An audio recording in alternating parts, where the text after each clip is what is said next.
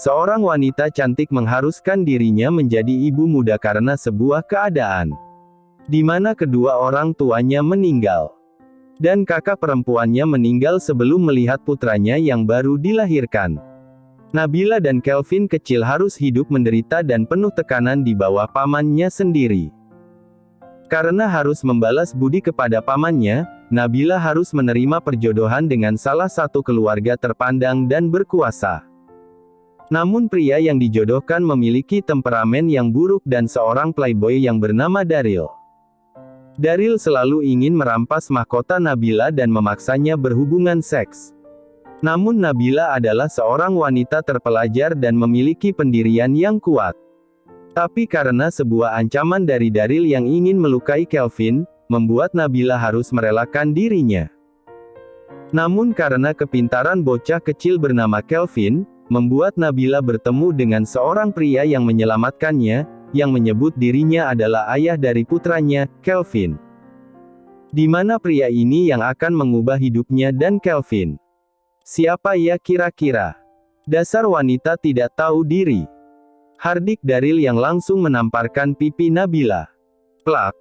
Tubuh Nabila langsung terhempas ke lantai, di kamar presidential suite hotel mewah bintang 5 itu. Daryl terlihat sangat murka, sudah berkali-kali dia meminta Nabila untuk berhubungan seks dengannya, tapi wanita itu terus menolaknya. Tidak ada kata yang terucap dari bibir Nabila, hanya air mata berderai yang bisa menggambarkan sakit hatinya karena perlakuan yang dia terima dari tunangannya. Namun dia tidak bisa melawan. Perjodohannya dengan Daryl sudah diatur oleh keluarganya untuk menyelamatkan kondisi ekonomi keluarganya yang sedang berada di ambang kehancuran. Nabila, aku adalah tunanganmu, keluarga Mahendraku juga sudah membantu keluargamu berulang kali, kita juga nantinya akan menikah, jadi untuk apa kamu terus menolak permintaanku? Nafas Daryl memburu cepat, wajahnya terlihat merah, dia sudah sangat terbakar amarah. Aku hanya minta kamu bersabar sampai kita resmi menikah, ucap Nabila terisak, dia menyeka air mata yang membasahi pipinya dengan kedua tangannya, di wajahnya tampak bekas tamparan Daryl tercetak jelas di pipi putih milik Nabila. Bersabar. Apa bedanya nanti dengan sekarang, jika kamu masih tetap menolak, aku akan memaksamu, kata Daryl dengan nada tinggi, dia perlahan mendekati Nabila yang sedang terduduk di lantai kamar itu. Nabila yang melihat ekspresi menjijikkan dari wajah Daryl mulai ketakutan, dia beranjak dan hendak berlari menuju pintu, namun apa daya Daryl yang sudah sangat bernafsu langsung menangkapnya, dengan kasar dia melempar tubuh Nabila ke atas ranjang. Nabila mencoba memberontak, namun terlambat, Daryl sudah mengunci badannya. Dengan penuh nafsu, Daryl pun mulai menciumi wajah Nabila. Hentikan Daryl, jika tidak aku akan teriak. Ancam Nabila sambil memalingkan wajahnya tak mau disentuh oleh Daryl. Mendengar ancaman dari Nabila, Daryl tertawa sinis, dia berkata, teriak saja. Keluargaku salah satu pemilik saham hotel ini, apa kamu kira akan ada yang menolongmu? Bentak Daryl sambil tertawa dengan jumawa. Dek, apa yang harus aku lakukan saat ini? Batin Nabila. Nabila terdiam, dia sadar apa yang dikatakan Daryl benar adanya, bahkan saat Daryl melakukan aksi bejatnya, Daryl tidak mengunci pintu kamarnya karena yakin tidak akan ada yang mengganggunya di hotel itu. Saat Nabila sudah mulai kehilangan harapan, tiba-tiba terdengar suara anak kecil yang berteriak. Lepaskan ibuku pria jahat! Teriak Kelvin, putra Nabila yang tiba-tiba masuk ke kamar hotel. Kelvin berlari menuju Daryl yang sedang memegang tangan Nabila di tempat tidur, dia lalu memukul badan Daryl dengan sekuat tenaganya.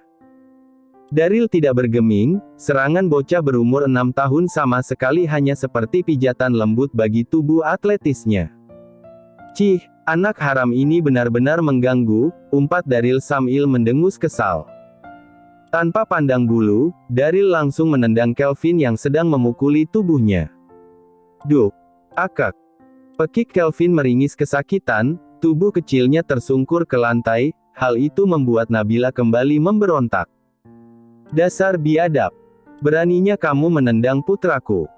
Teriak Nabila meronta-ronta, dia seakan mendapat kekuatan baru saat melihat putra kecilnya tersungkur dengan bekas sepatu di baju kemeja putihnya. Daryl yang tadi sudah hampir berhasil melakukan aksinya semakin kesal, karena bocah itu. Nabila kembali memberontak dengan sekuat tenaga. "Yanto, di mana kamu?" teriak Daryl memanggil bawahannya yang sedang berjaga di pintu. Tak. Terdengar langkah kaki cepat menghampiri, tampak seorang pria bertubuh kekar menunduk dengan sopan kepada Daryl. "Maaf Tuan Muda, ada apa?" tanya Yanto yang seakan tidak memedulikan keadaan Nabila dan Kelvin. "Mengapa kamu biarkan anak haram ini menggangguku? Bawa dia keluar," hardik Daryl sambil terus menahan Nabila yang berusaha melepaskan dirinya. "Baik Tuan Muda," jawab Yanto yang langsung mengangkat tubuh kecil Kelvin yang memegangi perutnya karena tendangan Daryl. "Lepaskan putraku biadab," teriak Nabila. Dia mencoba melepaskan diri dari Daryl, tapi percuma, tenaganya tidak sebanding dengan Daryl yang rajin berolahraga di gym milik keluarganya. Plak. Daryl kembali menamparkan Nabila dengan tujuan agar Nabila bungkam, namun usahanya sia-sia. Nabila terus saja meronta dan mencoba melepaskan diri dari Daryl. "Jika kamu terus memberontak, aku akan membunuh putramu," ancam Daryl dengan suara tinggi. Mendengar itu Nabila terdiam, dia memandangi wajah Daryl yang sangat marah, perlawanannya mulai melemah, dia takut jika Daryl benar-benar akan melukai putranya. Daryl yang melihat ekspresi Nabila tersenyum sinis, dia akhirnya menemukan kelemahan wanita itu, perlahan dia melepaskan kedua tangan Nabila yang dia pegangi. Tidak ada pergerakan dari Nabila, itu membuatnya tersenyum puas, dengan penuh nafsu dia mulai melucuti pakaiannya sendiri satu persatu sambil menatap tubuh Nabila. "Akhirnya aku bisa merasakan tubuh indah wanita cantik yang menjadi tunanganku ini," pikir Daryl dengan tersenyum menyeringai. Di luar kamar, Yanto sedang memegang tubuh Kelvin yang masih meringis kesakitan. Area itu merupakan area yang diperuntukkan untuk keluarga Daryl, sehingga dia yakin tidak akan ada orang yang akan mengganggunya, meskipun bocah di tangannya menangis histeris. Kelvin melirik Yanto, walaupun dia masih kesakitan, kepalanya terus memikirkan cara untuk menolong ibunya, berpikir, batin Kelvin. Dan ketika dia merasa pegangan Yanto cukup lemah, dengan cepat dia menggigit tangan Yanto sekuat tenaganya. "Ach!" pekik Yanto yang langsung melempar tubuh Kelvin ke lantai. Kelvin yang terlempar cukup jauh dari Yanto segera bangkit, dengan sekuat tenaga dia berlari menjauh dari tempat Yanto yang sedang memegangi tangannya yang baru saja digigit oleh Kelvin. "Bocah sialan!" hardik Yanto, ketika dia menoleh dia mendapati Kelvin yang sudah berlari cukup jauh darinya. Dia ingin mengejar Kelvin, namun dia yang diberi tugas oleh Daryl untuk menjaga pintu masuk terlihat dilema, dia takut Daryl akan marah ketika dia tidak ada di tempat saat Daryl memanggilnya. "Aku akan mencari bocah itu nanti, lagi pula apa yang bisa dilakukan dengan bocah kecil seperti itu?" batin Yanto sambil mengibaskan tangannya yang terasa perih akibat gigitan Kelvin. Yanto tidak terlihat khawatir sama sekali, itu karena area Presidential Suite Hotel ini dijaga oleh bawahan keluarga Mahendra milik Daryl, dia hanya perlu menghubungi temannya yang berjaga untuk menangkap Kelvin yang berlari menuju lobi.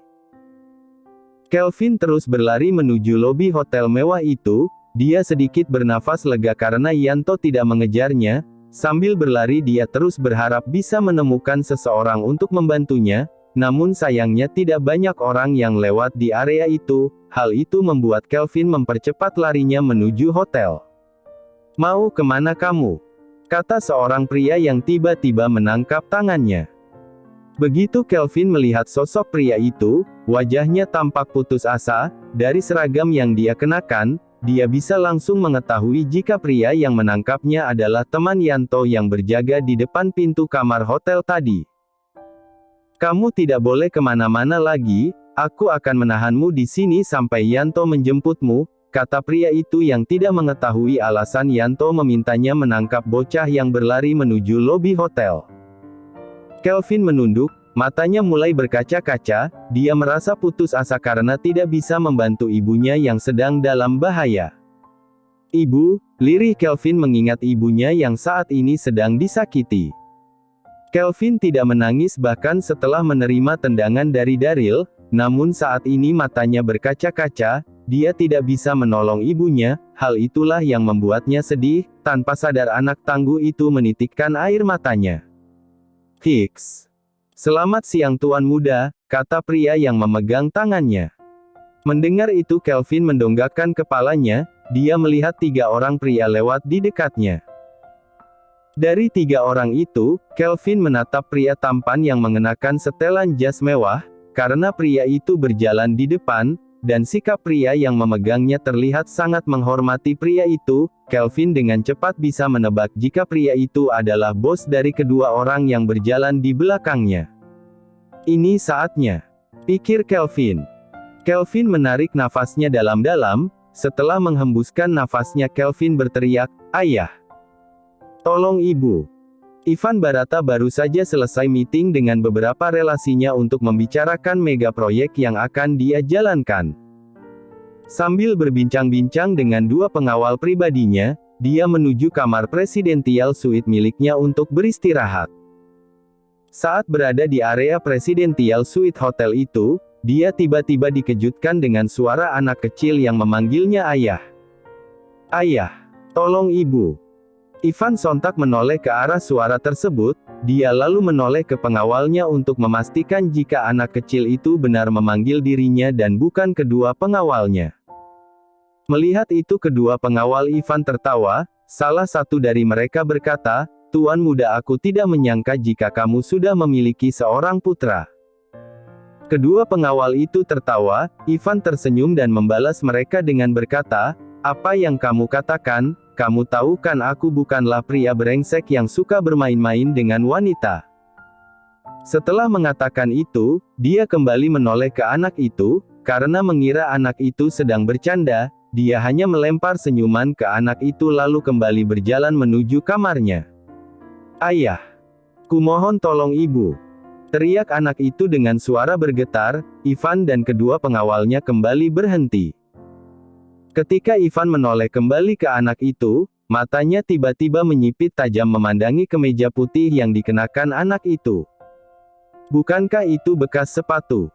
Batinnya saat melihat cetakan sepatu Daryl di kemeja Kelvin. Awalnya dia mengira jika cetakan itu hanya motif biasa, namun setelah memperhatikan itu dengan seksama dia sadar jika itu adalah bekas sepatu dari orang dewasa. Ivan menghampiri Kelvin, dia meraih tangannya yang sedang dipegang oleh bawahan Daryl. Sambil berjongkok di depan Kelvin dia berkata, "Maafkan paman yang tidak sopan menanyakan ini, tapi bisakah paman melihat bagian ini di tubuhmu?" ucapnya sambil menunjuk cetakan sepatu Daryl di kemeja Kelvin. Kelvin mengangguk pelan, dia lalu mulai membuka kancing bajunya satu persatu hingga terlihatlah memar berwarna merah di bagian dada dan perut Kelvin. Kedua pengawal Ivan yang melihat itu langsung melayangkan tinjunya ke bawahan Daryl yang memegang tangan Kelvin. "Buk! Ach!" pekik pria itu yang langsung tersungkur setelah menerima pukulan dari Javin, bawahan Ivan. "Biadab! Bisa-bisanya kamu melakukan itu kepada anak kecil," hardik Billy bawahan Ivan yang satunya. "Tunggu tuan.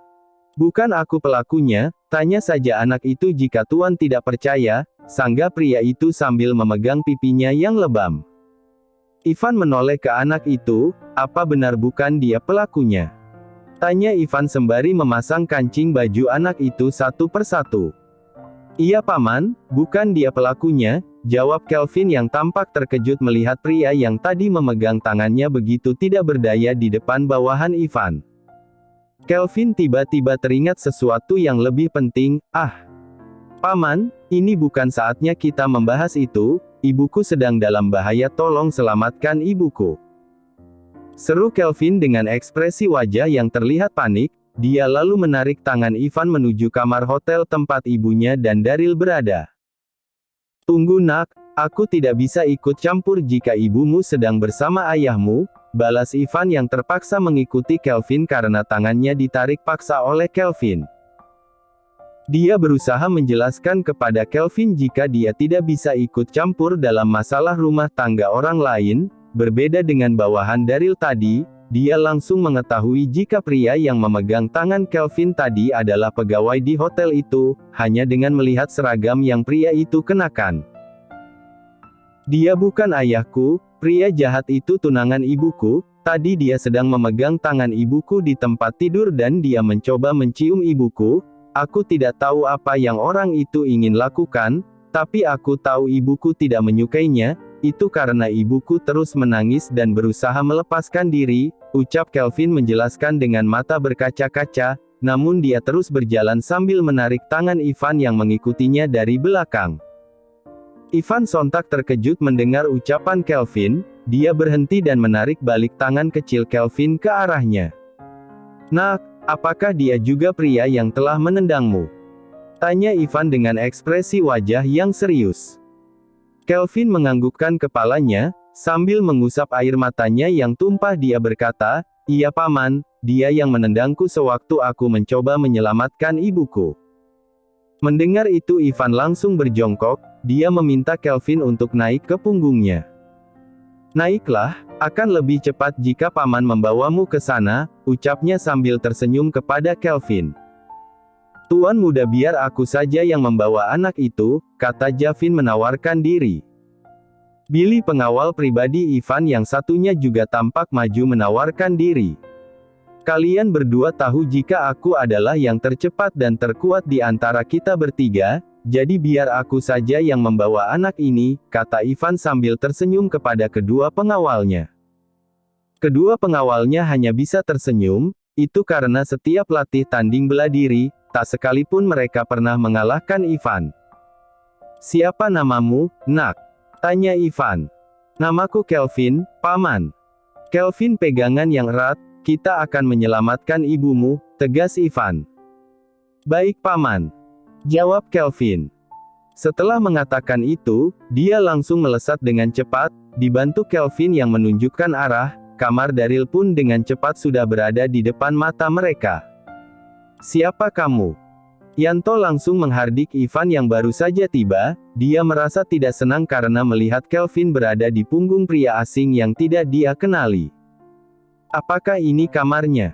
tanya Ivan yang tidak memedulikan pertanyaan Yanto.